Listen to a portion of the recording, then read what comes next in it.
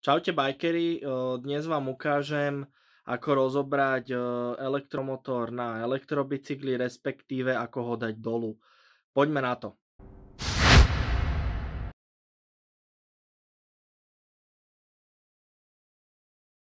Ukážeme si, ako dať dole elektromotor. Konkrétne sa jedná o Bafang M400. Je to teda na elektrobicykli značky Crucis. Je to v podstate úplne jednoduché. Stačí v podstate zdemontovať kluky, zdemontovať prevodník. Samozrejme na ten prevodník treba dať špeciálny sťahovák. Tá matica toho prevodníku vyzerá nejako takto.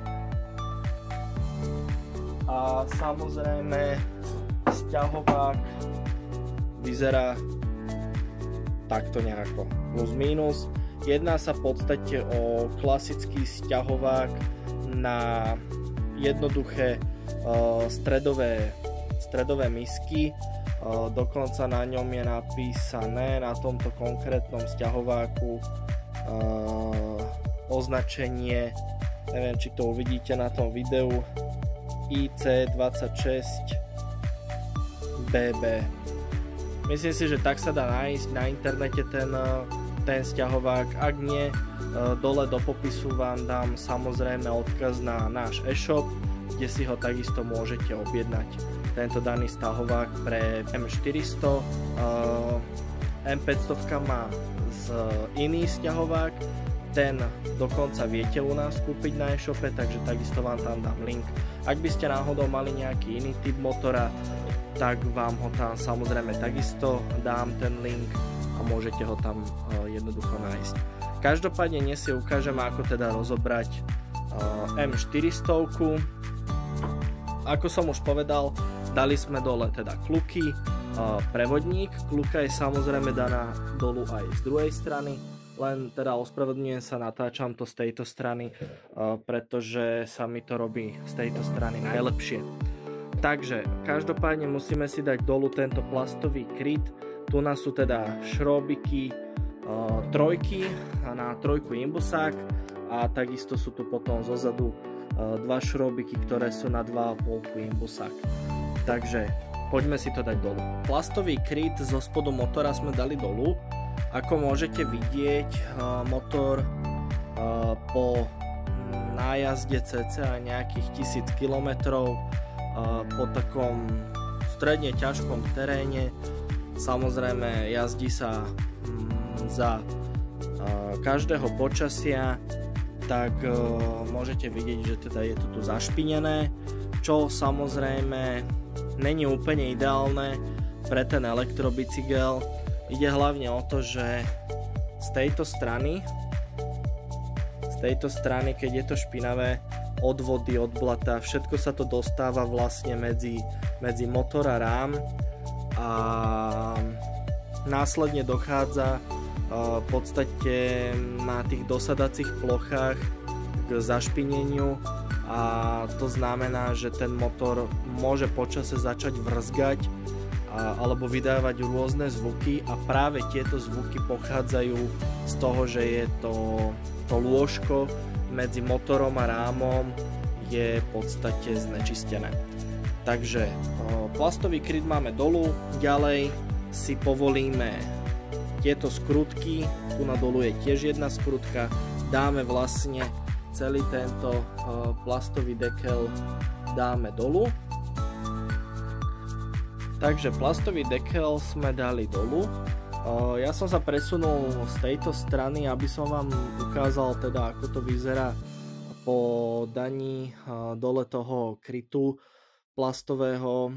Takže ďalej vlastne budeme pokračovať v tom, že si dáme dolu tieto skrutky a následne vyrazíme čapy, ktoré vlastne držia celý ten motor v tom ráme. Pred samotným dávaním dolu tých skrutiek, respektíve tých čapov, určite odporúčam odpojiť si kabeláž. Tá kabeláž není až taká úplne zložitá ju odpojiť, len teda samozrejme musíte dávať pozor, aby ste potom následne tie káble zapojili správne. Ak by náhodou, že niekto zabudol, ktorý kábel ide kam, nemusíte sa vôbec obávať. Ono tie káble sú vybavené konektormi, ktoré medzi sebou vám nebudú pasovať, vždy budú pasovať len tak, aby boli správne zapojené. Kabeláž si odpojíme, šroby povolíme a z tejto strany toto sú vlastne čapy a tieto čapy vyťahneme von.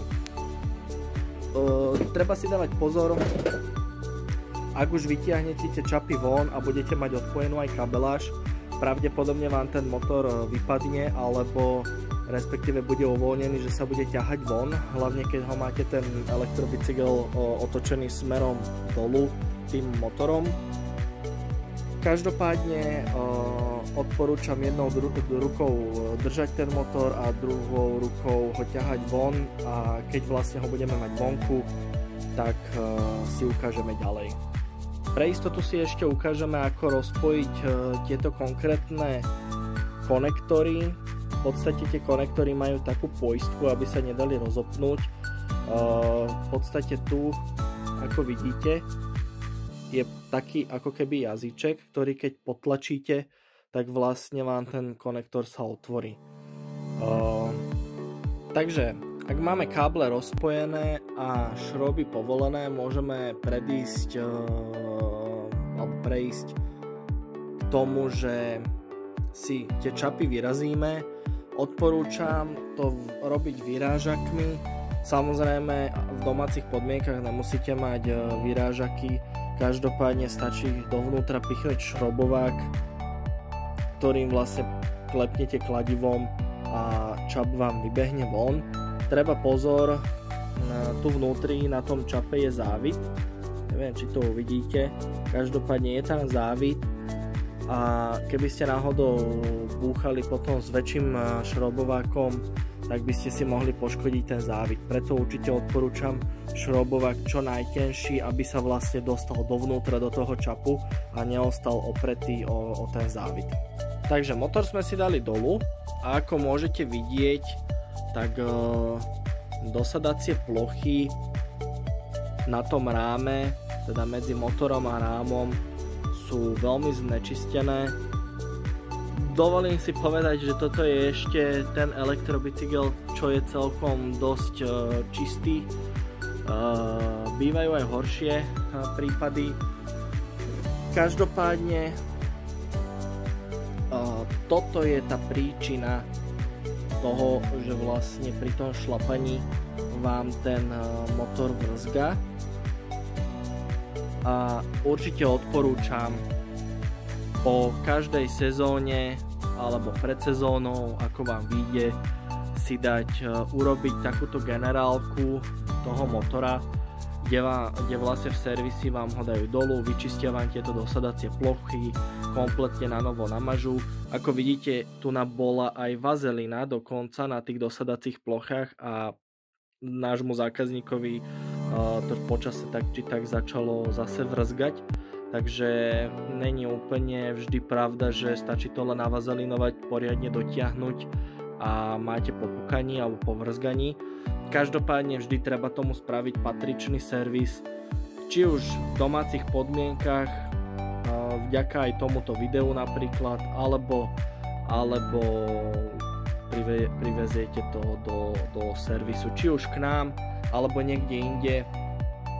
Každopádne si myslím, že by toto mala byť taká tá základná údržba elektrobicykla, aby ste vlastne zvýšili jeho životnosť a aby ste sa aj vy cítili pri jazde komfortne. Dosadacie plochy máme čisté, v podstate je to kompletne odmasnené s bremzenom a takisto sme to aj vyfúkali vzduchom, aby to v podstate tam sa nenachádzali nejaké ešte pozastatky piesku alebo niečoho takého. Takže motor máme vyčistený a ja vždy ešte počas toho, keď sa robí ten motor, čistí a podobne, tak sa snažím aj trochu tie konektory aby boli samozrejme čisté, aby náhodou neboli od nejakej hrdze alebo nejakého inej špiny. Každopádne odporúčam tie konektory vždy ošetriť, napríklad niečím takýmto. Čistič oxidácie kontaktov. Jedná sa vlastne o to, nemusí to byť vyslovene od značky Wurth, avšak ja používam teda tento. Vlastne vy to nastriekate do tých konektorov a oni tie konektory, samozrejme ten sprej teda povolí tú oxidáciu na tých kontaktov a zároveň aj ochráni tie konektory pred vlhkosťou. Takže ešte si ukážeme, ako to cca namazať. Takže asi takto by to mohlo vyzerať namazané. Nechcem by to momentálne zaostriť, ale asi to vidíte, ako to je. Takže poďme si tam nahodiť už ten motor. Takže motor máme osadený. Ja už ho mám aj dotiahnutý. Čo sa týka doťahovania, štandardne rukou cez račňu a musíte to cítiť v ruke, že už to máte dotiahnuté, aby to zase nebolo ani veľa, aby ste nestrhli závit alebo nezlomili šrob. Čo sa týka kabeláže, určite odporúčam pred tým doťahovaním si skontrolovať, aby tie káble, ako vidíte, boli voľné, hej?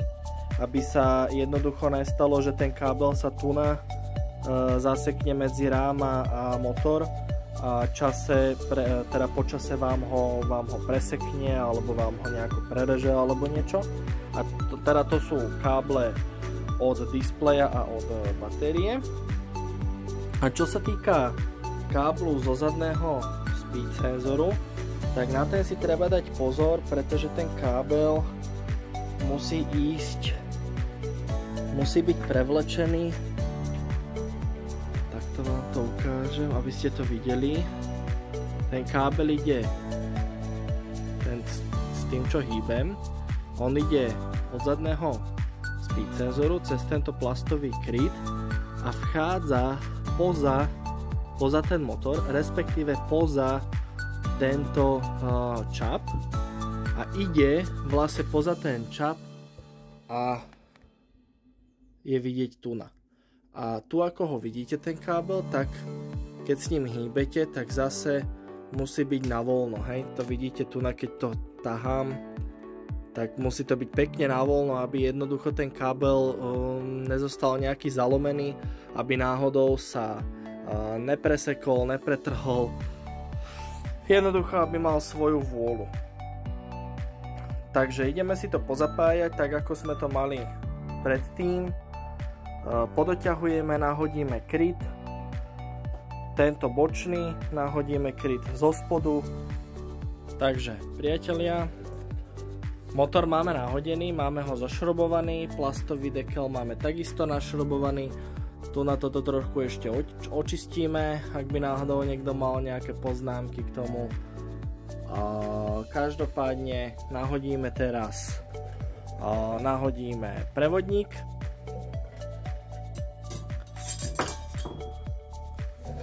V podstate prevodník ide na tento 1000 hrán. To je úplne jedno, ako ho tam v podstate dáte, hlavne, že vám tam zapadne. Ďalej použijete tú maticu, ktorú sme si ukazovali na začiatku. Netreba zabúdať, že tu je opačný závit ako bežný. Takže doťahujete do protismeru, alebo respektíve proti hodinovým ručičkám. Ako to dotiahnuť? Každopádne na to treba samozrejme tento sťahovák. A z druhej strany si dáme kluku.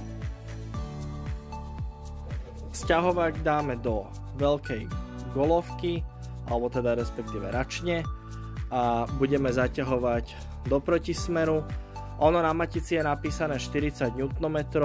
Môžete použiť samozrejme aj momentový kľúč. Tí, čo nemáte momentový kľúč, tých z vás bude asi viacej, tak štandardne tou račňou a v podstate zaťahujete, až pokiaľ vás to pustí. Avšak na druhej strane zase to netreba doťahovať nejako krvopotne. Týmto videom som vám chcel ukázať, ako si rozobrať a vyčistiť dosadacie plochy medzi elektromotorom a bicyklom. V konkrétnom prípade sme mali Bafang M400, obdobne je to aj pre M500 Bafang, takisto aj pre Olimotor a dokonca aj pre Bosch Motor a myslím si, že aj Yamaha. Nezabudni nás sledovať EnergyBikes.sk na Instagrame alebo EnergyBikes na Facebooku alebo energybikes.sk, náš e-shop, kde nakúpite rôzne veci pre elektrobicykle, cyklokomponenty, príslušenstvo náradie a takisto aj samotné elektrobicykle alebo bicykle.